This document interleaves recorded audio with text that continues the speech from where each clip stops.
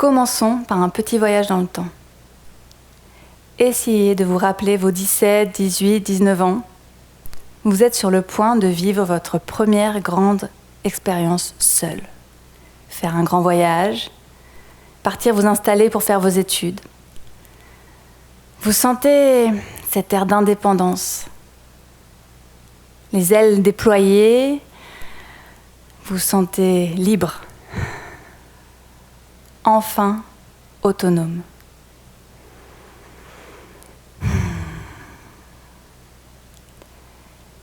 Et puis, on va faire le constat aujourd'hui. Alors oui, je vous entends rire, mais ça m'a fait le même effet. 20 ans après, j'ai fait le constat que j'étais plutôt une adulte en perte d'autonomie. Alors oui, normalement, les personnes en perte d'autonomie vont directement soit en maison de retraite, soit en une aide à domicile. Pourtant, en fait, je suis une adulte en perte d'autonomie pour 2 raisons. La première, c'est que je suis maman de 2 petites filles. Et puis, je me suis rendu compte que mes journées ressemblaient à un marathon. Tout à coup, le temps que j'avais quand j'avais 17 ans a disparu. Et je me retrouve à avoir des journées avec des timings tellement serrés et à respecter. Que le soir, lorsque j'ouvre mon bouquin, le petit temps que j'ai pour moi, je relis 5 fois la même phrase et je m'endors. Et je recommence le lendemain. Puis la deuxième raison, c'est que mon attention s'est déplacée de moi. À 17 ans, j'étais concentrée sur mes besoins, mes envies. C'était le moment de déployer mes propres ailes. À 38 ans, mon attention est déplacée sur mes 2 petites filles, sur la vie de famille, sur leurs besoins, leur timing, leurs nécessités, leurs envies. Mais voilà, il y a 5 ans, j'ai fait une rencontre extraordinaire.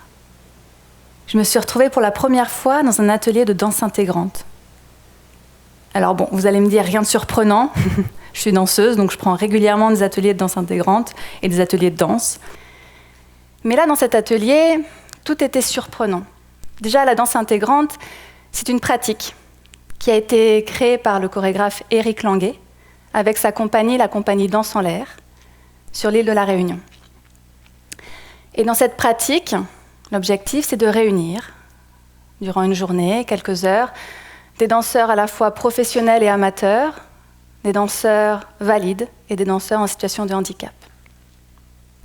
Et pour que nous puissions tous être réellement en état de danse, Éric nous propose un cadre qui nous permet d'assumer nos différences, de les concocter ensemble pour un temps assez magique, où chacun retrouve l'espace de soi, le temps de soi. Alors ce soir, j'ai décidé de partager avec vous cette recette. Donc je vous propose de mettre vos tabliers, de retrousser vos manches et on va passer en cuisine. Alors, on va commencer par les ingrédients, c'est très très simple, il ne faut pas grand-chose. Il faut seulement vous retrouver avec des personnes différentes de vous, vos enfants, amis, famille, collègues, personnes que vous ne connaissez pas encore, mais en chair et en os. Vous retrouvez dans un même espace et partagez cet espace-là. Une fois que vous êtes réunis, on va pouvoir passer à la première étape de la recette. Ne pas aider une personne, sauf si elle vous le demande. Ou comme dirait Michael, ne m'empêchez pas de faire. Ne m'empêchez pas de danser. Parce qu'en fait, aider une personne,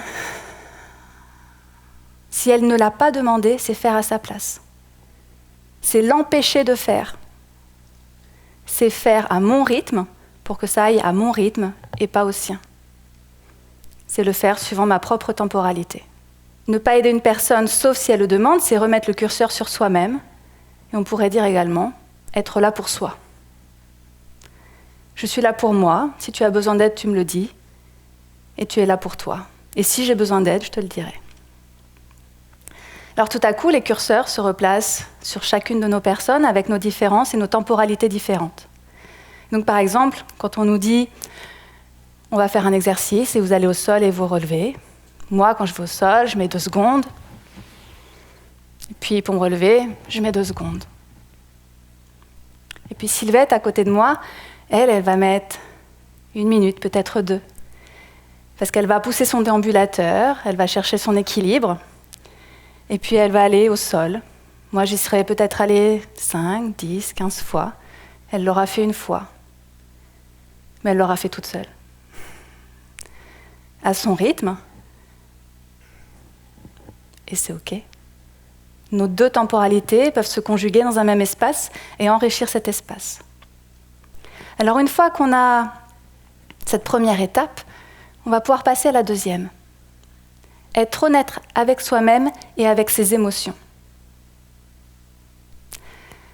Parce qu'en fait, quand on met le curseur de nouveau sur soi, on se rend compte qu'à l'intérieur, il y a un sacré mouvement. Parce qu'en fait, on est habité tout le temps d'émotions, de mouvements. D'émotions en mouvement, parce que les émotions, ça vient, ça part, ça change de niveau tout le long de la journée. Mais souvent, notre curseur est sur le côté, sur les enfants, sur ce qu'on a à faire, et on ne fait pas attention à ce qui se passe à l'intérieur. Donc dans cet espace qu'on va partager, si je reviens vers moi, je vais de nouveau prêter attention à ce qui se passe à l'intérieur de moi.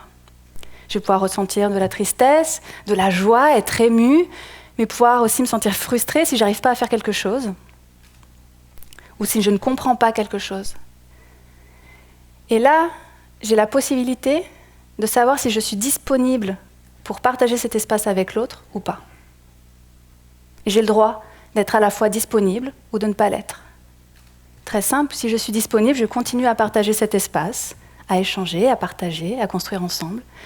Si tout à coup, ce que je traverse ne me permet pas d'être disponible, je peux faire un pas de côté. Et ça ne veut pas dire que je serai exclue, isolée. J'ai le droit. Et à tout moment, lorsque l'émotion sera passée, je pourrai revenir. Et ça, Ethan, au collège, il avait très bien compris. Ethan, c'est un adolescent en décrochage scolaire. Et dans un atelier, j'ai proposé qu'on fasse de la danse contact. Et pour Ethan, le toucher, c'était impossible. Et donc, il a senti une émotion vraiment très désagréable l'envahir. Et il n'a pas eu besoin de le verbaliser à qui que ce soit. Il était en accord avec lui-même, il a fait un pas de côté, il a regardé le groupe travailler. Et puis, lorsque l'exercice était fini, il est revenu dans le groupe. Et c'était OK pour tout le monde, en fait. Il avait cet espace-là, il avait le droit d'être lui-même en accord avec ses émotions. Alors, une fois qu'on en est là, on va pouvoir passer à la 3e étape. Être au meilleur de ses possibilités. Alors, on va rester au collège, parce qu'au collège, il faut le dire qu'on est au meilleur de nos possibilités. Donc, soit on exploite ses possibilités, son potentiel, et on se sent un peu exclu du groupe. Soit on n'a pas trouvé notre potentiel, parce que l'espace qui nous est offert ne nous permet pas de le rencontrer et on est encore exclu du groupe, comme Ethan. Et puis sinon, on va avoir besoin de faire partie, parce que réellement un besoin interne, un besoin humain, c'est de faire partie d'un groupe, de se sentir inclus dans un groupe. Et donc on va aller choisir de ne pas trop montrer son potentiel et de se lisser pour appartenir, et donc faire une moyenne assez médiocre. Alors cette moyenne, elle fonctionne, mais alors c'est pas vraiment stimulant. C'est pas l'endroit où on va apprendre, se nourrir, se dépasser, se surpasser, sortir de sa zone de confort et augmenter sa zone de confort. Alors quand on va reposer le cadre, être au meilleur de ses possibilités, en atelier par exemple, c'est quand je rencontre Lionel. Lionel, il est en fauteuil et il ne peut danser, il ne peut bouger que son bras gauche. En début d'atelier, il me dit « Je ne sais pas ce que je fais là, en fait, je ne peux pas danser ». Mais c'est parce que Lionel ne sait pas que si on est tous les deux au meilleur de nos possibilités, il va se rendre compte que si, il sait danser. Alors, la première réaction que j'ai eue dans mes premiers ateliers, c'est de danser qu'avec mon bras gauche parce que je n'osais pas être au maximum de mon potentiel. Je ne voulais pas montrer à Lionel ce qu'il ne pouvait pas faire. J'avais l'impression de le blesser. Alors oui, on danse avec notre bras gauche, tous les deux. Au bout d'1, 2, 3 danses, ça commence à devenir vraiment ennuyant. Et puis il y a ce cadre. cette proposition d'Éric, être au meilleur de ses possibilités. Alors qu'est-ce que ça permet? Ça permet que tout à coup, j'entre en relation avec Lionel à travers toute la possibilité de mon mouvement. Et puis il pose sa main sur ma tête. Et le contact de sa main sur ma tête va diriger tout mon corps. Et c'est tout mon corps qui va réagir avec ça. Il pousse, il peut tirer, et je vais suivre sa main et je vais faire passer cette information dans tout mon corps. Et puis parfois, ça va être l'inverse. C'est ma tête qui va repousser son bras. Et puis, il va aller chercher le mouvement dans l'épaule, dans le coude, dans le poignet, dans la main. Et tout à coup, il découvre 1000 possibilités de mouvement avec un seul bras. Et moi, je découvre plein de chemins à travers juste ce contact sur ma tête, comment ce mouvement peut traverser mon corps. Et là, tout à coup, s'ouvre un nouveau champ des possibles pour lui comme pour moi. Alors une fois que là, la marmite bouillonne et on est nourri de l'expérience et de l'échange les uns avec les autres, on va pouvoir passer à la 4e étape. Si on rencontre un problème, on l'affronte. Parce qu'on en rencontre toujours des problèmes, de un, et parce que parfois on ne comprend pas ou on ne sait pas comment faire. Alors plusieurs possibilités. Si vous avez bien suivi la recette, la première possibilité, en fait, est timide. Je peux demander de l'aide. Si je n'ai pas compris, je peux demander de l'aide. Si je ne sais pas, si je ne vois pas ce qu'on peut faire. La deuxième, c'est que si tout le monde est au meilleur de ses possibilités autour de moi, je vais avoir des modèles. Des gens qui ont compris, qui ont une manière de trouver une solution, qui me proposent une solution qui est la leur. Mais cette solution-là devient inspirante pour moi. Et je peux me dire, ah, par là, il y a un chemin, et je vais essayer de trouver ma propre solution. Juste par le fait d'être entouré de personnes au meilleur de leurs possibilités. Et puis la troisième possibilité, c'est également que je suis entourée d'autres. Et puis qu'on peut choisir, définir ensemble, poser le fait qu'il y a un problème et trouver ensemble une solution. Alors par exemple, avec Serge. Serge est non-voyant. Et lorsqu'on fait les ateliers, on commence souvent par juste un exercice d'écoute. Marcher. Lorsque quelqu'un s'arrête, tout le monde s'arrête.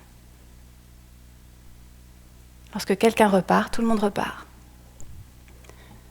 Mais vous voyez bien le problème, si Serge ne me voit pas m'arrêter, il ne pourra pas s'arrêter.